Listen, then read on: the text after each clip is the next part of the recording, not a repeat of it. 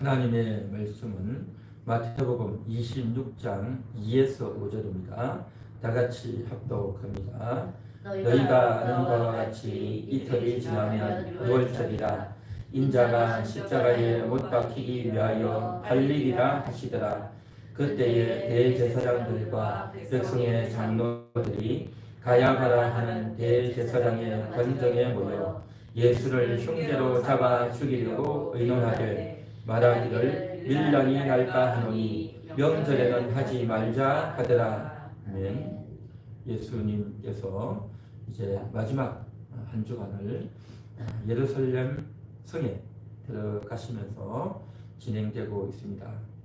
마지막 한 주간이죠. 그런데 예수님께서 이제 제자들과 함께 6월절 식사를 준비를 하고 있습니다.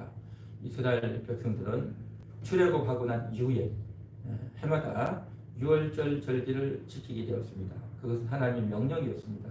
출애굽하던 그날 밤에 이제 양을 잡아서 피를 자기들의 각 개인의 가정에 다 뿌리죠. 문 좌우 설주와 임방에 다 뿌리고, 그러므로 말미암아 죽음의 영이 집안에 들어오지 못하도록 막는 그러한 효과가 있게 하셨죠. 그리고 나서 저들이 출애굽해서 저들이 죽지 않고 다 살아남았습니다. 그리고 해마다 6월절이 되면 그 6월절이 바로 이스라엘 나라에서는 유대력으로 1월 1일이 됩니다. 그 1월 1일, 오늘날 양력으로 하면 대략 3월 혹은 4월이 되죠. 자, 그때가 바로 6월절이고 그 6월절을 해마다 지키게 됩니다. 예수님이 오셨을 때도 마찬가지였습니다. 그래서 그 6월절이 이제 곧 오게 되는데, 그런데 이 6월절은 어떤 6월절이 될 것이냐, 인자를 십자가에 못 박게 될 것이다 하고 미리 예수님이 예고하고 계시다라는 겁니다. 예수님은 이제 구약의 어떤 선지자들과도 같지 않고, 또 요즘 쉽게 말하는 4대 성인이니 하는 자들과 전혀 다릅니다. 왜냐하면 여러 가지가 다르지만 예수님은 예고를 하셨다는 겁니다. 앞으로 어떤 일이 있을지, 며칠 후에 어떤 일이 있을지 미리 예고하셨어요. 예고하시고 그리고 나서 이제 이러이러한 일이 있을 것이다 하고 했는데 과연 그 일이 벌어지는 거죠. 그래서 십자가에 못 박히기 위해서 팔릴 것이다 라고 했는데 그대로 되어지죠. 그런데 바로 그때에 예수님이 말씀하시던 바로 그때에 어떤 일이 벌어지느냐, 가야바 대제사장 집에서 사람들이 모여서 의논하기 시작합니다. 예수를 살려줘서는 안 되겠다. 자기들이 의논하는 겁니다. 제자를 살려줘서는 우리가 성취 못하다. 이 나라가 안정이 되지 못한다. 온 백성들의 마음이 저들에게 끌려가 버릴 거다. 저를 그냥 살려줄 수 없다. 언제 할 거냐. 그런데 이번 6월절은 아무래도 위험하다. 왜냐하면 사람들이 많이 모여가지고 이제 시위가 일어나면, 폭동이 일어나면 이거 보통 일이 아니다. 그래서 이번 명절에는 하지 말자. 이런 이야기가, 온갖 이야기가 지금 진행이 되고 있었다는 겁니다. 언제요? 예수님이 내가 팔리리라고 말할 바로 그때에 이런 일이 벌어지고 있다는 겁니다. 예수님은 앞으로 어떤 일이 있을지, 자신에게 어떤 일이 있을지, 또 자신과 관련된 어떤 일이 있을지를 예수님은 뻔히 알고 계셨습니다. 바로 예수님은 하나님이시기 때문에 이것을 아셨다라는 것을 우리가 이해할 수 있죠. 그리고 그 이후로 과연 예수님이 말씀하신 대로 가룟 유다가 배신하게 되죠. 그리고 이제 예수님이 제자들과 함께 식사를 나눌 때에 너희 중에 하나가 나를 팔 것이다 라고 말씀하셨죠. 그러니까 제자들은 다들 두려워서 이제 말도 못하고 있는데 가룟 유다가 와가지고 이제 예수님, 나는 랍비요, 나는 아니죠, 그렇게 묻습니다. 양심이 이제 확인하기 위해서 왔는데, 그러자 예수님, 내가 말하였도다. 그러면 얼마나 찔리겠습니까? 그렇죠. 자기한테 그런 마음이 있었는데, 그렇다면 어떻게 해야 됩니까?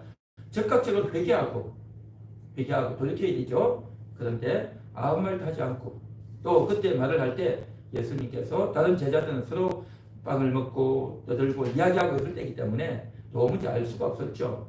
그래서 가서 내 할 일을 하라라고 하니까 예수님은 가룟 유다의 뜻을 알고 하라고 했고, 제자들은 가룟 유다는 원래 회개의 일을 했으니까 뭐 물건 사러 예수님이 보냈나 보다 그렇게 이해를 했던 겁니다.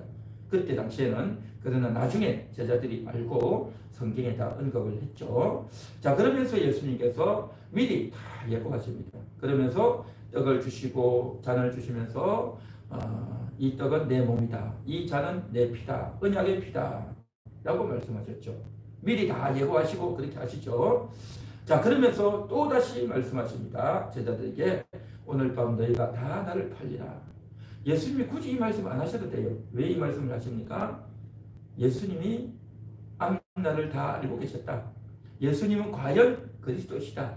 라는 것을 예수님이 다 이렇게 알려주시는 겁니다. 알려주셔서 또 저들에게 준비하게 하시고 또 모든 교회에 끼어있지 않으면 이렇게 악한 것들에게 농락당할 수 있음을 미리 다 예고하시죠.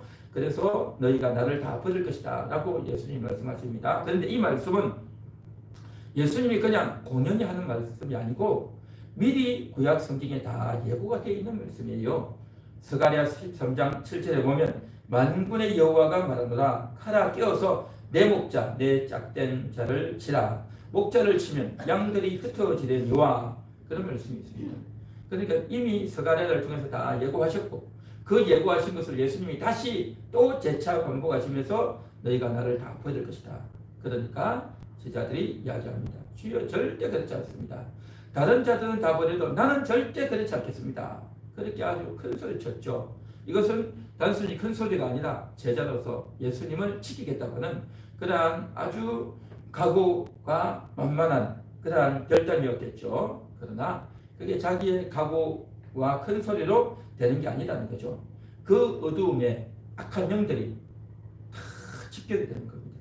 그래서 이 내용들을 우리가 마태복음 다른 부분, 그 다음에 다니엘서, 요한계시록 쭉 집계해 보면요, 이때 당시에 온 세상의 마귀들이 총출동을 했어요. 예수님을 잡기 위해서. 그러니까 눈으로 볼 때는 뭐 그냥 이제 유대인들이 본디오 빌라도가 뭐 제사장이 이렇게 했나 보다 하는데요, 눈에 보이지 않는 악한 영들이요 총출동을 합니다. 총출동을 해서 예수를 잡기 위해서 그렇게 하고 있던 시기였습니다. 그래서 예수님을 잡기 위해서 이제 하고, 그리고 예수와 관련된 제자들에게 두려움을 주고 공포심을 불어넣어서 엄청난 마귀들이 작동을 하고 있는 그런 시기였던 겁니다. 그러니까 예수님이 이 모든 것을 다 알고 계시죠. 영적인 흐름 다 알지만 제자들은 몰라요. 제자들은 모르는 겁니다. 그런 이야기 해줘도 알지도 못하고, 그래서 예수님이 하실 수 있는 말씀이 뭡니까? 기도하라 하는 거예요. 기도하라 말씀하셨지만 제자들은 예수님 말씀하시니까 기도해야지라고 들었지만 다 졸았죠. 그날 밤 다 졸고 예수님의 의도도 모르고 또 구약 성경에 선지자들이 했던 그 말씀이 있는지도 몰랐고 참 아무것도 몰랐던 거죠. 우리도 마찬가지입니다. 우리는 오늘날 이렇게 알고 있지만 그러나 결정적인 순간이 오면 꼭 기도하고 끼어 있어야 될 때 기도하지 못하고 마음이 낙담 되어지고 화를 내고 있고 문제에 빠져가지고 허우적거리고 참 그럴 때가 많죠. 그래서 참 이때는요 가장 영적으로 곤란할 때입니다. 예수님을 잡기 위해서 가장 큰 반란이 지금 진행되는 그런 시기였단 말이죠. 그래서 이러한 시기였었고, 그렇지만 결국 이제 베드로가 큰 소리 쳤지만 큰 소리 친 대로 되지 않죠. 자, 그리고 나서 이제 기도를 하고 일어나서 기도 다 끝나고, 기도하다가 잡혀간 것이 아니라 기도하고 제자들과 함께 일어나 함께 가자라는 겁니다. 어디로 갑니까? 우리를 잡으러 온다. 저들이 잡으러 오니까 우리가 가자라고 하는 겁니다. 오히려 예수님께서 피한 것이 아니라 적극적으로 저들에게 나아가서 잡혀주려고 한 거죠. 이 모든 게 뭡니까? 다 예수님은 어떤 일이 일어날지 아셨고 그 일을 적극적으로 예수님께서 담당하셨다라는 것을 우리가 다 알 수 있는 것입니다. 그러면서 가룟 유다가 가까이 와서 예수님에게 입맞추려고 합니다. 왜요? 로마 병정들에게 내가 입맞추는 자가 예수님, 그를 잡아라 하고 미리 이야기하고 왔던 겁니다. 그렇게 해서 올 줄 예수님은 다 알고 계셨고 입을 맞출 때 네 하는 것을 하라. 50절에 그랬죠. 예수께서 이러시되 친구여 네가 무엇을 하려고 왔는지 행하라. 그렇게 말하죠. 다 알고서 예수님이 당해 주시는 거죠. 그러자 이제 베드로가 칼을 뽑아서 이제 로마 병정들을 잡으려고 칼싸움 벌이려고 예수를 지키려고 막 하다가 그만 이제 그 사람을 목을 친다고 쳤는데 그가 싹 피해 버리는 바람에 칼이 그의 귀를 자르죠. 그러자 예수님이 즉각적으로 떨어진 귀를 딱 붙여주죠. 놀라운 기적을 또 행해 주시죠. 그러면서 칼을 집에 넣어라. 내가 명령하면 12영도 되는 천사들이 와서 나를 지키지 못할 줄 아느냐. 그렇게 되면 이런 일이 있으리라고 한 성경이 어떻게 이루어지겠느냐. 다시 말해서 예수님은 팔려야 되고 예수님은 십자가에 달려야 됩니다. 그러한 목적을 가지고 예수님은 잡히기 위해서 가는 것이었고 또 그것이 너무나도 중요하고 꼭 필요한 일이었던 겁니다. 그러나 제자들은 이러한 일에 대해서 전혀 이해도 못했고 예수님이 왜 잡혀가는가, 예수님이 잡혀가면 우리는 어떻게 되는가, 그런 생각을 하고 있었던 거죠. 너무너무 앞날도 몰랐고 어떤 흐름이 진행되는지도 몰랐고 전혀 예수님의 의도와 뜻도 모르고 그래 있었던 겁니다. 그냥 단순히 예수님과 함께 3년 지내면서 가르침을 듣고 배웠던 것밖에 없죠. 그러나 나중에 다 깨닫게 됩니다. 자, 그렇게 해서 예수님이 갑니다. 어디로요? 가야바의 집에 갑니다. 대제사장 가야바의 집으로 가는데 이 가야바가 냐? 이때 당시 대제사장이었습니다. 그의 장인이 안나스고 그 장인 안나스에게는요 그 아들들이 있었죠. 그 아들들도 대제사장, 그리고 또 이 안나스의 딸과 결혼했던 가야바가 또 대제사장이 됩니다. 그러니까 이 대제사장들이 돈을 많이 주고 제사장 되는 겁니다. 안나스도 총독, 본디오 빌라도 총독 말고 그 이전 총독에게 돈 주고 했고, 그러니까 아버지가 대제사장이니까 아들들을 대제사장으로 임명한 거예요. 임명해가지고 아버지 대제사장, 아들 대제사장 된 겁니다. 그런데 이제 그 집에 딸과 결혼하면서 나도 대제사장 되겠다 해가지고 엄청난 돈을 주고 이제 또 대제사장 되는 거예요. 가야바도. 그래가지고 그 집에 들어가서 그 딸과 해서 장인 사이가 돼서 자기도 또 대제사장 되는 겁니다. 그러니까 참 이게 돈만 있으면 대제사장 되는 그러한 순간이고 시절이었습니다. 말도 안 되죠. 원래 대제사장은 아론 계열에서 레위 지파 아론 계열에서 대제사장 되도록 하라고 성경이 분명히 기록이 되어 있습니다. 그러나 마지막 때가 오면, 예수님 때가 오면 저들이 다 그런 걸 허물어버리고 그런 지파 상관없이 나도 대제사장 해야지, 돈 가지고 해야지, 그렇게 되어버린 겁니다. 왜 그렇게 됩니까? 대제사장 임명을요 사실은 왕이 했었어요. 다윗 때부터 왕이하고 솔로몬이 했단 말이죠. 그때는 유대인의 왕들이 다 임명을 하고 믿음의 사람들 레위 지파에서 골라서 했어요. 그러나 이제 이스라엘 나라가요 바벨론의 포로가 됐다가 돌아오고 난 이후에는 나라가 독립을 못했어요. 나라가 독립을 못하니까 왕이 없는 거예요. 식민 상태로 있는 겁니다. 그러니까 바벨론 치하에, 그 다음에 페르시아 치하에, 그 다음에 헬라 치하에, 그 다음에 로마 치하에 수백 년 동안 왕이 없이 지내는 겁니다. 그러니까 대제사장 임명을 못하는 거예요. 대제사장 임명을 못해. 그러고 있다가 로마 시대에 와가지고 빌라도 총독에게, 또 로마 총독에게 돈 주고 이제 대제사장 권한을 받게 되는 그런 일이 벌어졌습니다. 그러다 보니까 이들이 돈을 주고 했으니까 이제 또 돈을 챙겨야죠. 그러니까 엄청난 비리와 부정이 많이 벌어졌죠. 그렇게 되어 있는데, 그러니까 이게 저들은 뭘 하냐면 종교적으로만 관여하는 것이 아니라 정치도 관여하고 외교도 관여하고 저들과 이 관계도 잘해야 되고 또 이 세계 정세도 알아야 되고 그런 걸 다 한단 말이죠. 대제사장이. 그러니 영적인 일에 또 백성들의 그런 신앙적인 그런 일에 얼마나 깊숙이 할 수 있겠습니까? 사실은 세상 일에 관여하면요 이 집중적으로 영혼을 돌보고 그들을 가르치고 저들 심령에 얼마나 힘든지 고통스러운지 이게 눈에 보이지가 않아요. 사실은. 그러니 제대로 된 일을 할 수가 없었겠죠. 그래서 결국에는 그 예수가 우리를 방해한다라고 생각이 듭니다. 우리를 방해한다는 겁니다. 정치적으로는 로마 총독이 최고 권한이 있죠. 그리고 이제 헤롯이라고 하는 왕이 있단 말이죠. 그리고 실제적으로 이스라엘 백성들에게 종교적으로 또 가르치고 교육하는 권한은 또 누가 있느냐? 대제사장이 갖고 있는 거죠. 그러한 것들이기 때문에 자기가 이 권한을, 이 이권을 절대 놓아서는 안 되는 겁니다. 그런데 예수라는 자가 갑자기 나타나가지고 뭐 기적을 행하고 사람을 살리고 뭐 온갖 이적을 하니까 사람들이 그쪽으로 다 가는 겁니다. 민심이 그쪽으로 다 쏠려가는 거예요. 저 예수가 누구냐? 저 사람은 그들을 가르치는 답비도 없고 집안도 별 볼일 없고 저 별 볼일 없는 자가 와가지고 사람들을 이끌고 하니 이거 참 골치 아프고 아주 성가신 존재단 말이죠. 그래가지고 무슨 그리스도니 어쩌고 하는데 저게 무슨 그리스도냐 말도 안 된다 해가지고 그를 이제 흠을 잡아가지고 좀 어떻게 해보고 찾는데 이게 안 되는 거예요. 사람들을 보내가지고 뭐 성경을 질문하고 시험을 하고 테스트해도 절대 걸려 넘어가지 않고 테스트하러 갔던 자들이 오히려 그냥 완전히 코가 납작해져가지고 오고 하니까 예수님에 대해서 감당이 안 되는 겁니다. 그러고 있다가 이제 결국에는 비밀 집회를 하는 거죠. 불법 결정을 하는 겁니다. 원래 사내들인 공예를 하려면 낮 시간에 제대로 된 인원이 모여가지고 법정을 열어가지고 증거를 분명히 잡아가지고 재판을 해야 되는데 이들은요 장소도 사내들인 공예 공적인 장소가 아니라 가야바 개인 집에서 했고 시간도 낮 시간이 아니고 밤 시간이 했고 증거도 확실하지 않고 너가 그리스도냐 하니까 내가 말하였도다. 인자가 권능의 우편에 서 있는 것과 하늘 구름을 타고 오는 것을 내가 보리라 라고 했단 말이죠. 그러니까 그리스도라고 하니까 이게 그냥 화가 머리 끝까지 나가지고 너가 무슨 그리스도냐라고 하는 거죠.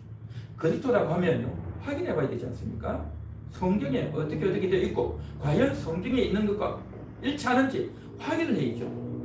그리스도는 어느 지파에서 올 것이고 어디서 태어날 것이고 다 나와 있잖아요. 대제사장이면 비록 레위 지파는 아니라도 이스라엘 백성들의 기본이 다 성경을 보고 알고 있기 때문에 기본적인 성경 지식은 있지 않겠어요? 그럼 그거 확인해야죠. 확인하고 점검해보면 다 나오겠죠. 그런데 그거 하고 싶지가 않은 거예요. 조사를 안 해요. 왜 안 했겠습니까? 만일에 해가지고 그리스도라면 어떻게 할 텐데 말이죠. 그럼 골치 아픈 거예요. 그냥 골치 아픈 거예요. 너가 말했지? 그래, 너 말도 안 되는 그리스도라 했지. 이거는 살려둘 수 없다. 그래가지고 그냥 사형은 또 내려버린 겁니다. 자기들은 사형을 이제 집행할 권한이 없기 때문에 로마 총독에게 사형 집행해 달라고 해서 때를 써가지고 그래서 예수님을 십자가에 달려 죽게 하지 않습니까? 그러니까 결국 이 가야바가 예수님을 가야바뿐만 아니라 그 주변에 있던 장로들과 사두개인들과 유대인들이 다 총집계를 해가지고 예수는 살려두면 안 된다. 그렇게 된 거예요. 이게 참 끔찍한 일이 벌어졌죠.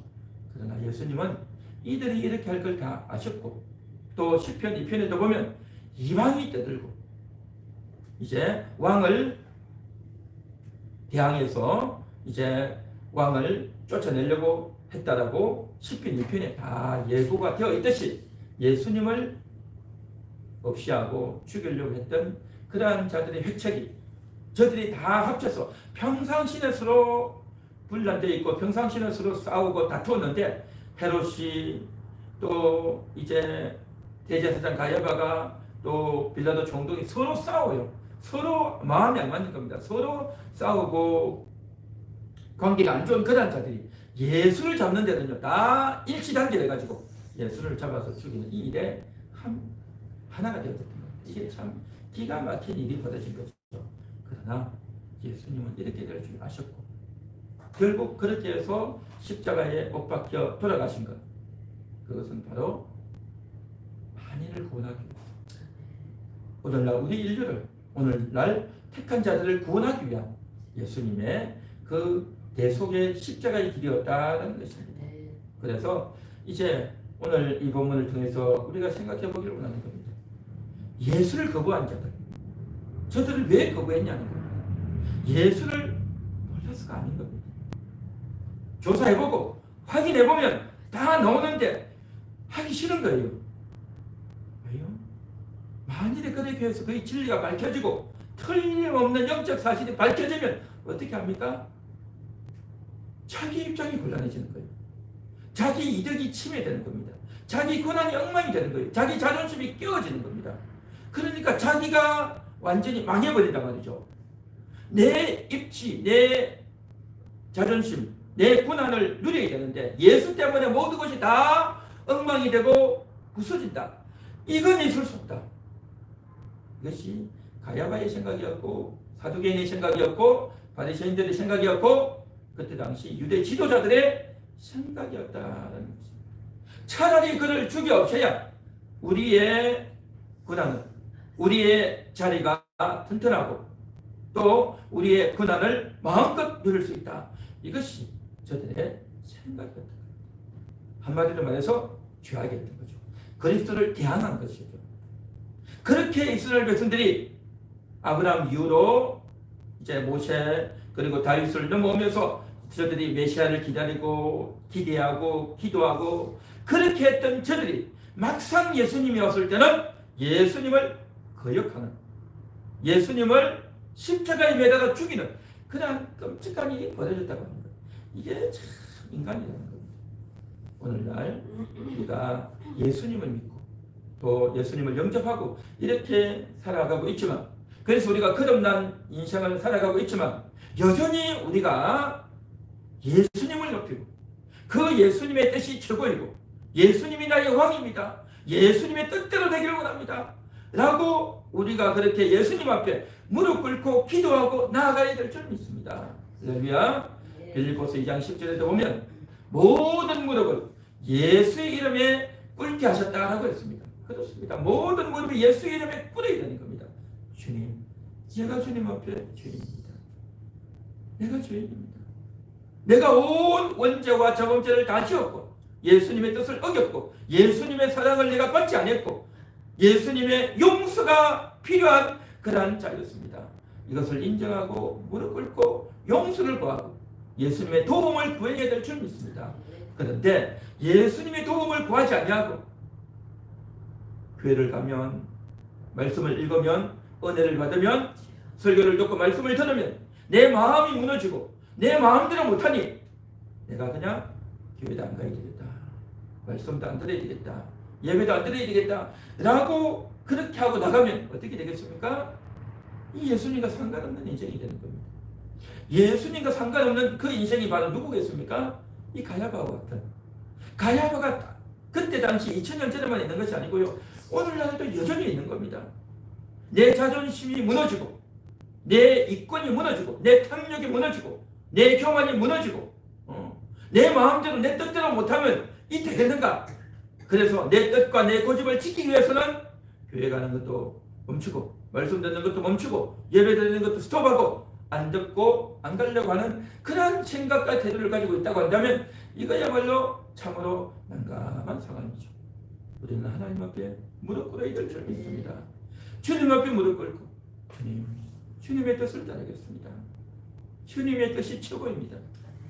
내가 설령 잘못한 게 있다면 내가 내 생각을 바꾸고 하나님의 사랑을 받고 하나님의 뜻을 따르는 그러한 우리의 삶이 되겠습니다 라고 우리가 그렇게 기도하고 마음의 태도를 바꿔야 될 줄 믿습니다.